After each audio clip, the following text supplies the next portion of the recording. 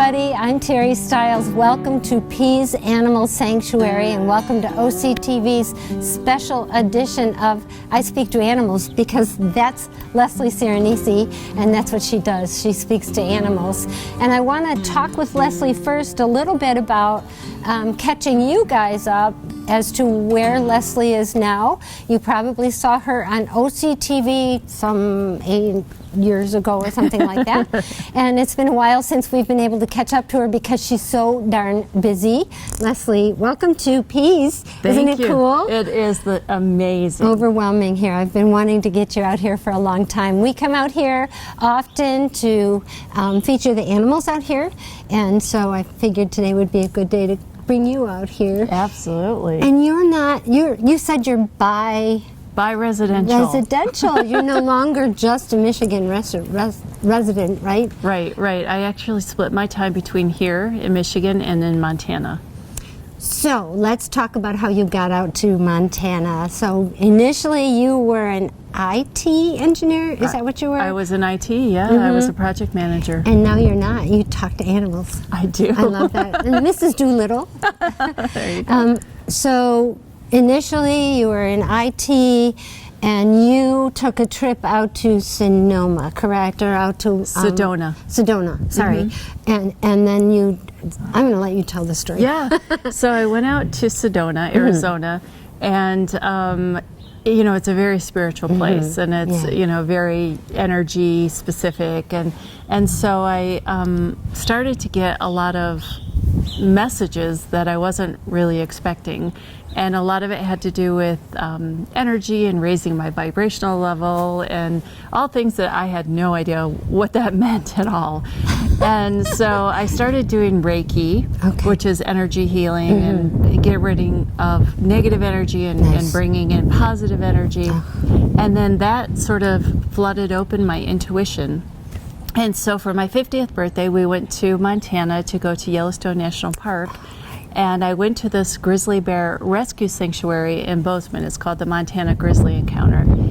And when I was there, I could hear the grizzly bears talking to me, which was kind of surreal. And so they took me behind the scenes, and I talked to 3 grizzly bears, and they had some questions they wanted me to ask them and some things they wanted me to tell them. So how did you understand that was real? You had experiences when you were little? I did. And so that's what tied you into listening to them. Because I'd be going, okay, I'm going crazy right now. Well, I still kind of thought I did, because when I was 4 or 5, I used to hear what our dog was saying. And I used to tell everybody, oh, Sam said this, or Sam said that, or Sam wants this. And at first they thought it was kind of cute. I'm the youngest of 7. 4 or 5, yeah. Yeah, so they were like, oh. After a little while, they didn't think it was so cute anymore. And my mother actually told me to stop saying that I could talk to the dog, or people would think I'm crazy. Yeah. So I shut it off. I shut it off for 45 years. Don't you wonder how the dog felt about that? All of a sudden, doesn't have anybody to talk to. I never thought of that, because it just, I actually, kept talking to him because I didn't think it was a problem, but my mom punished me and told me people would think I was crazy. So then I shut it off. Yeah. So when I was there at the grizzly encounter, it just flooded back open. Nice. The gates opened up, and I could hear what they were saying. And so I, talked to the director, and she validated, everything. What they were saying to you. Yeah. And so they made me their official animal communicator, and I learned how to talk to animals that I was right in front of, and then animals long distance just using a photo. Then I started learning how to talk to them even after they cross over the Rainbow Bridge. And it just sort of took on a life on its own. But, being an IT project manager, it's all about logic and not about woo-woo. Right. And this is very woo-woo. And so woo-woo. I had to really, sort of process it in my head. And I practiced a bit. And then, I decided that I had helped so many people and so many animals that was really more important than being embarrassed or being, a little concerned about if people thought I was crazy. And so I actually went out and I got a hoodie with rhinestones that say "I speak to animals," and that was kind of my coming out, No kidding. coming out of the kennel closet, as it were. And I just decided not to hide it anymore. And so it's been growing kind of on its own, sort of organically by word of mouth. And as time went on, I got a website, and I started, where people can book on my website. And, I travel back and forth between Montana and here a lot. And because you're still affiliated with the grizzly bear rescue. I am. You're still there. Yep, absolutely. What a journey for you. Yeah. To, number one, go against what everybody's told you. No, you cannot believe that. Right. And to listen to a bear. Yeah. So you were in that spiritual place, which opened you up. But how did you convince yourself to really relay to the person that's standing next to you what you're hearing from this bear? Right. And please tell the story of the candy cane. Yes. Well, that is the aha Initial. moment. Yeah. So I was talking to Brutus, the grizzly bear, and he kept telling me how much he loved candy canes. He was showing me this picture in his head, and he was all excited about a candy cane. And I thought, no, that can't be right. Bears don't eat They wouldn't give a grizzly bear honey if it was a thing of honey. exactly, or a bee's nest, or blueberries or something. right. And so I kept thinking, no. And so I kept asking him, and he kept, making the candy cane bigger and being more animated about it. And so, all this is going on in my head.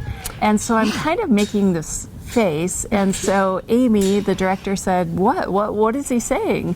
And I didn't really want to say it to her, because I thought she'd say, are you insane? Get out of here.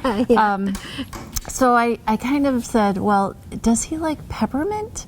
And she said, oh, he loves candy canes. She said, this bear knows when it's Christmas, and he has fans, and a lot of them send him candy canes at Christmas, and he can smell them on the FedEx truck, from outside the encounter. Yeah. And so she said he just loves them, and she said we don't give him a lot of them, but at Christmas time we'll give him treats. And so I went home that night, and I was thinking about it, and that's when it kind of all snapped. And I thought, if I were making that up, or if that was really my own thoughts, I wouldn't have picked that, right? I would have picked the honey or the blueberries, or something more stereotypical that people salmon. Exactly, that anyone would know a bear likes. I wouldn't have picked candy canes and kind of argued with him about it. So that was the moment where I realized, oh my gosh, this is really happening. So how do you think he knew you were going to hear that and understand? How did that happen? He had been raised by birth, by hand. So Amy, the director at the Montana Grizzly Encounter, and I know, thank you. And Casey Anderson had raised Brutus from the time he was born. And so he was really used to being treated like a person. In fact, he doesn't really consider himself a grizzly bear. He thinks he's kind of a person that has a lot of grizzly bear friends. And so I think he was just so used to being around people and getting attention from people that it really wasn't that unusual for him. And don't all of our animals, I don't care who you are, communicate with you in some sense or another? I've often had my dog sit in front of me, and I'm like, oh, okay, I know you want water. Okay, good for you that you paid attention to that. Yeah. And then, so how did Amy, did you know Amy? How did you convince her that you knew what you were talking about, besides the peppermint? Yeah. I think I just lost my mic. Sorry about that, Dan. So how did you know? Did you just take a chance with her?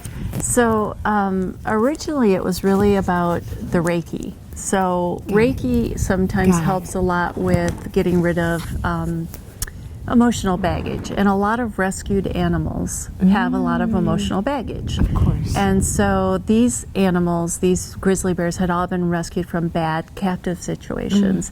And so I contacted her to really ask if I could volunteer and help by giving them Reiki and hopefully getting rid of some of that, emotional baggage. And when I went, she somehow, I don't know how, knew that I could speak to them, or she misunderstood what Reiki was or something. But anyway, it was this divine fate. Storm. Yes. Right. And so she said to me, there's some things I want you to tell them and some things I need you to ask them. And so I said, well, I do sometimes when I'm giving Reiki, you know, and I'm kind of more in that meditative state, I do get messages. So if I get one, I will pass it on to you. But I just started getting flooded with them. And so I would tell her what I was getting, and she just kept validating. She would say, yeah, I don't know how you know that, but yeah, that's true. And one of them was, the first bear I talked to was Lucy. And Lucy told me that even though she had a huge high tolerance for pain, that she had jacked one of her nails and that it really hurt. Oh. And grizzly bears have, you know, those 4-inch big lungs, nails. Yeah. And so, you know, but their hair kind of covers their nails, and she was sitting, you know, sort of tucked. So Amy asked her to present her paw, and we saw this huge crack right down the nail that she told me. And so, you know, I saw Amy do one of these, and she said the coolest line. She said, "That's cool, but creepy." Yeah, it's true. So, and then as the day went on, it was just more and more and more of that with the different bears. I talked to 3 bears that day, and she just kept saying, "Yep, that's true. Yep." So, Okay, so the question is, I mean, you're here right now. You're here with animals all around you. yeah. How do you filter that out? How do you keep from being bombarded if they know? I know these animals know who you are and why you're here. Yeah. So how do you filter that? The good news is I actually have to turn it on. I actually have to stop okay. and listen. Okay. Otherwise, it would be kind of tough because, you know, being here and there's so many animals, Yeah. or sometimes I'm at a dog show with 1,200 dogs. Oh, yeah. You know, it would be like nails on a chalkboard. But once I stop and I, you know, listen to them, then, you know, I can hear them. And they communicate in different ways. Sometimes, pictures or words or feelings, emotions, or sometimes I get this whole package all at once where I know everything about them. Wow. And so that's an amazing, you know, experience.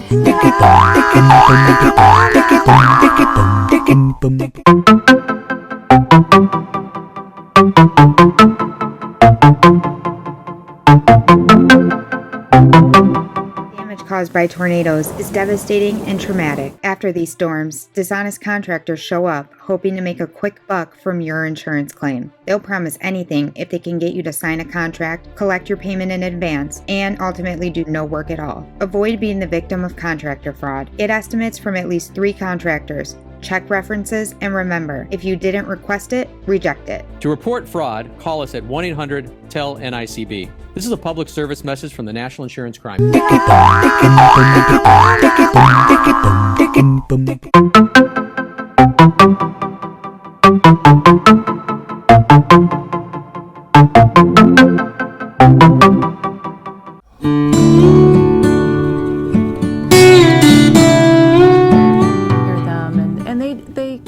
Different ways. Sometimes, pictures or words or feelings, emotions, or sometimes I get this whole package all at once where I know everything about them. Wow. And so that's an amazing, you know, experience. Do you think that the onus is on the animal to communicate all of that at once to you, or is it your relationship with them, or how?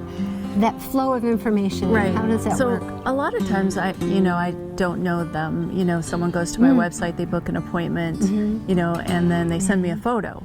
And it's a still photo, so I kind of like that better, especially for skeptics, because I do not blame people for being skeptical. Sure, right. Right. That's kind of crazy. I mean, I doubted it myself for 45 years.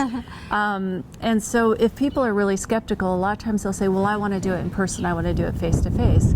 And I tell them, actually, the better way is to do it over the phone, because then you think I'm going to read your body language. I cannot over the phone. Yeah, you right. think I'm going to read your dog's body language. I cannot from a still photo. Right. So a lot of times I haven't met them. So what I do is I usually start off by saying, hey, can you tell me about yourself? So I'll ask the pet, whatever kind it might be, can you just tell me a little bit? Tell me about your personality. And that kind of gets the conversation flowing back and forth, and then I tell you, and then you know, yes, that's my dog that you're talking to. Wow. And I have to say, Leslie has done this for two. We foster dogs. Leslie's done this for foster dogs for us, and helped one of ours that has passed over. So, and that was so helpful. So let's get to that point. People lose their animals, whether it's they've crossed over that bridge or they've disappeared. How can you help them there? Yeah, so talking to a live animal is exactly the same as talking to one that's crossed over. It feels no different whatsoever. Wow. And so a lot of times people feel guilty, or they don't know what happened, or they want some more information, or they want to make sure they're okay, that they're not lonely. They want to make sure that they don't feel bad that they've gotten another pet. You know, are they jealous? Do they feel replaced? Sure. Are they mad at me? Are they mad at me because I, put them down? Are they? Did I go too soon? Did I wait too long? Wow. Those kind of there's things. all those questions, right? So, you helped us the most when my little pug ended up in the canal, and you were able to talk with him, and he had a stroke before he went in. So we knew at that point that he didn't freeze to death or drown, and that was so helpful to us. And then the conversation after that was absolutely my dog, and she was chatting with him because he was such a delightful little guy. How do you, I'm regressing now. So you went from grizzlies to, then you did horse shows, or how did you Right. garner interest? How do you, word of mouth, or? Well, it was a little bit of everything. So I would, at first, after I went to the grizzly bear encounter and kind of had my awakening, I came home and I started getting my friends that I really trusted, but I didn't know their animals, and I would practice with them.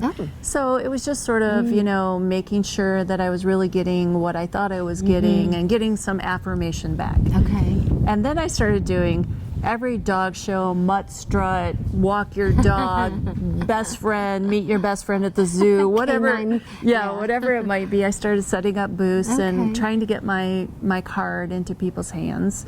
And that's really brave of you. Let me interrupt. That's brave, because your feet are barely wet. Yeah.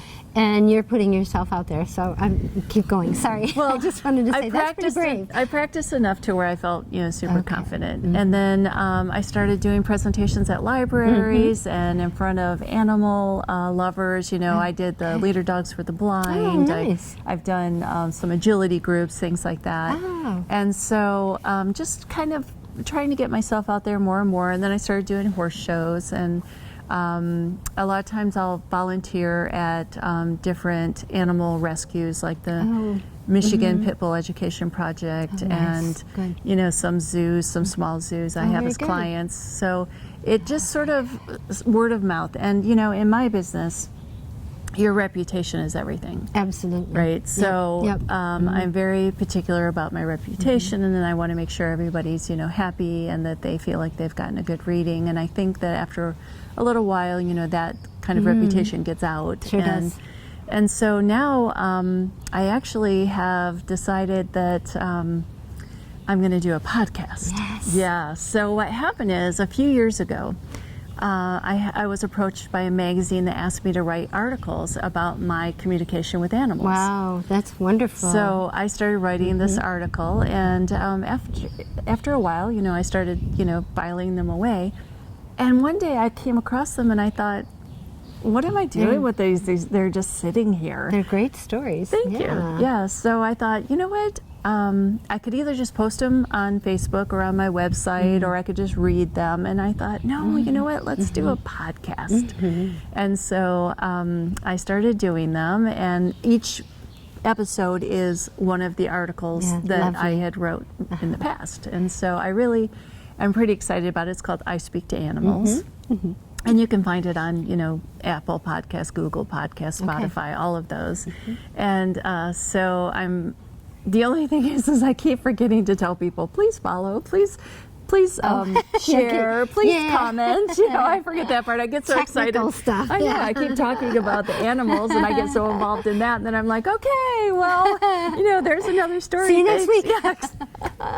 So you're on podcast number 4, right? Yes. Or 5? 4 or 5? 4? 4 is out. 5 comes out today. Oh, actually. good. I can't wait. Should be out now. So you did mention anybody that wants to listen, not necessarily in order, but they should listen to the trailer first. Yes. So the good news is the trailer is less than 5 minutes. The podcasts are less than. I know. Thank you. The podcasts are less than 15 minutes. Perfect. And it's kind of funny because I have a friend that said, no, they should be an hour. And my husband said, no, they should be 5 minutes. And so I said, well, I think 15 is a nice sweet spot. Yeah. So, so I want people to be able to listen to it like in their car when they're going to the grocery store or, when they have, empty time. So I wanted to make it simple for them.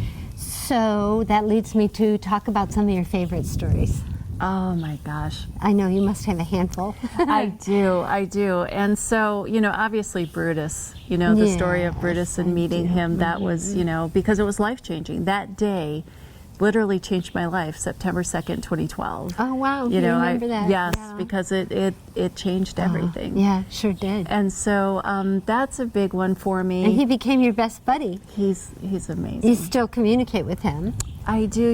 He's actually tragically has crossed over.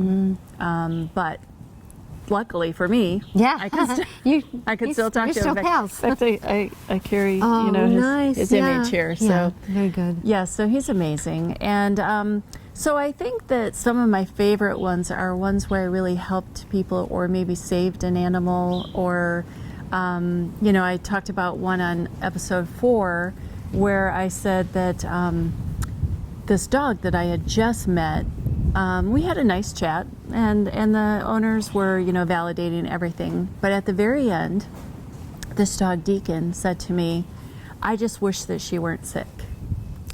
And she looked at me and she said, I'm not sick. And so I was like, well, okay, but he thinks that you are. So, so it turns out that very soon after that, she started having some issues and some symptoms started showing up. And within a month, she was having surgery to remove cancer. Golly. So he knew. Yeah. He knew. Wow. So. And I've heard that before. Dogs just kind of know. They'll hang around or sniff around the area. Or I've heard that before many times. Right. Wow. But I don't want people to be afraid to come to me their and dog. have their dog say, you have cancer. Yeah, so you have a cute one too about the little dog that kept peeing in the bathroom. Yeah, so that's a cute story. So Lucy Sorry is a Chihuahua, and she was 10 years old, and so her people brought her to me, and they said, no matter what we do, we cannot get Lucy to stop peeing in the bathroom on the rug. And they said, we've locked the door, we've closed the door, we've everything that we could think of. And they said, one time we took her outside for like 20 minutes and all she did was stare at us. And then we went inside and somehow she got in the bathroom and peed on the floor. Right off the bat. Yeah, and and it was causing a problem because the mother had a breathing problem. She was on oxygen and the ammonia, ammonia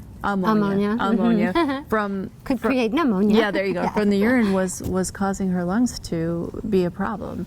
And so I talked to Lucy and I said, listen, this is really a big deal. It's not just, bad hygiene. It's causing like a medical issue. And I said, so you really need to go only outside. And she said, no, that's where you're supposed to go. And I said, no, you need to go outside. And she said, no, that's where Mom goes, that's where Dad goes, that's where Jen goes, that's where the cat goes, because apparently the litter box was in there. And she thought she wasn't being bad. The bathroom. She thought that's what she was supposed to do. So here all this time they thought she was just being, tormenting them, and it turns out. And she even said, one time I had to go to the bathroom so bad and we were outside and I kept looking at him saying, I have to go to the bathroom. And so she said, finally we went inside and I was able to go. So here they're outside waiting for her to go and she's trying to tell them, I need to go inside so I can go. And so I told her, this is really a big problem. And so she said, okay. If that's, I think you're wrong, but okay, if that's what you want. Wow. So from that day on to the day she crossed over, which was I think 7-8 years. Wow, she never went again? No. Wow. No. There's your validation. Yeah. Yeah, so it wasn't, she just had a different way of looking at things. And sometimes they do, you know, what we don't think is logical, they think is perfectly, logical. Well, that is perfectly logical, especially if the cat's going in there. Yeah. Come on. Yeah, it's only Can't fair. they get a box for her? Yeah, exactly. So what's your goals now? Where do you want to go with this? I know you've moved out to Montana from here, but we do get you part-time. I do. I'm actually here more than I get to be in Montana, actually, and I am traveling around. So I'm doing a lot of horse shows, and I still do dog shows from time to time, but I really want to do much more speaking and the presentations, because that's the part I love. I just love talking about it. I love answering people's questions so that they feel comfortable with it. And so I'm really looking to do a lot more speaking engagements. And I decided that I was just going to do this full time, and then also I'm on a mission to get healthy, so I've been doing some health coaching as well. So they kind of all go together. Wow, yeah, they sure do. Yeah. So the podcast is a big one. More speaking engagements, a little more horse shows, but I love doing like barn parties. Those are so fun. Oh, fun. Yeah, so people that have horses, sometimes they'll invite me to the barn. Oh, very cool. And I'll go around and talk to each person's horse for them, and sometimes I do it privately, like you and I go, we talk to your horse, and then I come back and someone else goes and talks to their horse, and then sometimes everyone wants to follow because they all know each other. They're like, I want to hear what Dusty has to say. So do you ever get any stubborn ones that don't want to talk? No, I never had a problem. They love to chat. Yeah. Wow. They're always very communicative. And so people can get in touch with you through your website, which is? ispeaktoanimals.com. Okay. You're also on Facebook. I am. I Speak to Animals. And you speak to us because you do a lot of videos on Facebook, and I love that. I think that's really great. It's almost like I'm sitting right there. I haven't seen you in 8 years, but I feel like I see you often. That's true. So you do that. You're not writing articles anymore, right? Right. Okay, but you are telling those stories, and those stories are so fun. They are stories of what you've experienced with the animals. So if anybody out there just wants to listen to podcasts, that's really fun. I save them up so I can listen to them longer, because I do it when I'm getting ready in the morning. So it's fun to listen, and I've listened to them a couple times. Well, thank you for Leslie's listening. Very fun. Easy to get a hold of. You're here in Michigan right now. Yeah, but I do all my sessions over the phone. Okay. Oh yeah, I wanted to point that out. Yeah, so you can go right to my website. There's a schedule your appointment button, and you click on that, and it takes you to my schedule, and you book an appointment. So it doesn't matter where I am. I have clients all over the world.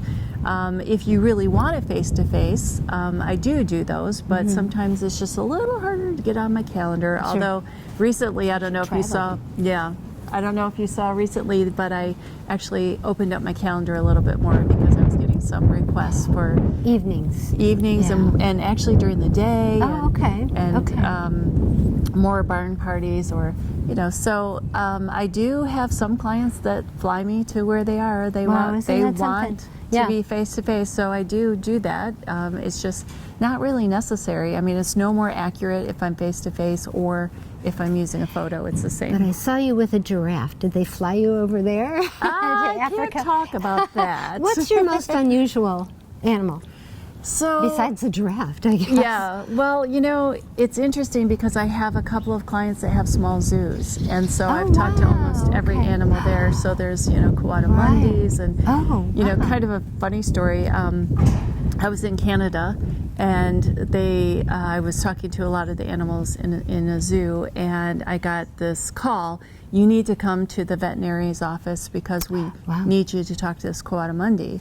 And I said, okay. So I hightailed it over there, and I had been out like all day talking to these animals. And I came in, and they said, this poor guy, he's like, we don't know if he's got a urinary infection or what's going on, but he's really having a lot of issues, and it seems like he's in pain. Can you tell us? And I can tell them if they have aches or pains or they're not feeling well.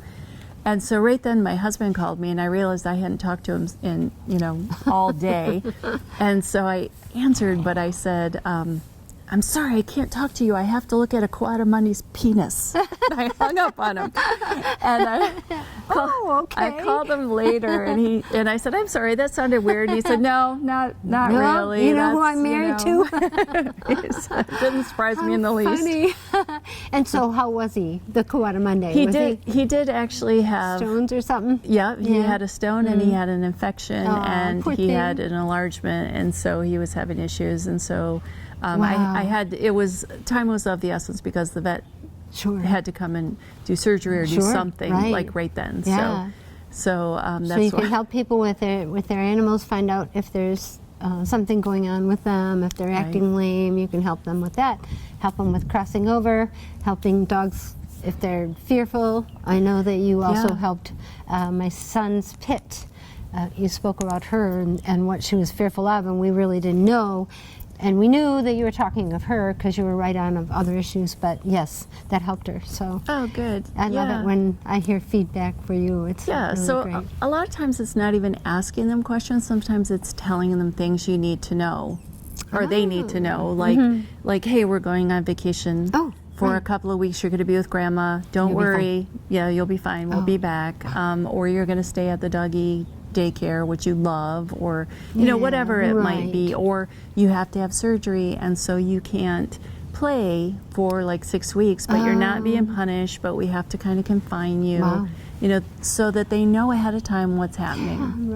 Right. That helps a lot. And so people can do like a 15-minute, how does that work? They call you and it's 30 minutes. they block out calendar time with you? Yeah, exactly. So a normal session is 30 minutes. Okay. And if you have just one animal, that usually works just fine. If you have more than one that you want to talk to, or it has a big medical issue or a big behavioral issue, then I recommend booking a little more time. So there's 60 minutes, there's 45 minutes, there's 90 minutes. Beautiful. Whatever you feel like you need. From that website, ispeaktoanimals.com? Yep. Okay. Yeah. Thanks for being here. Oh, it's so wonderful. It's always so good to see you. I know, it smells so good. Go on that, it does, doesn't it? It does.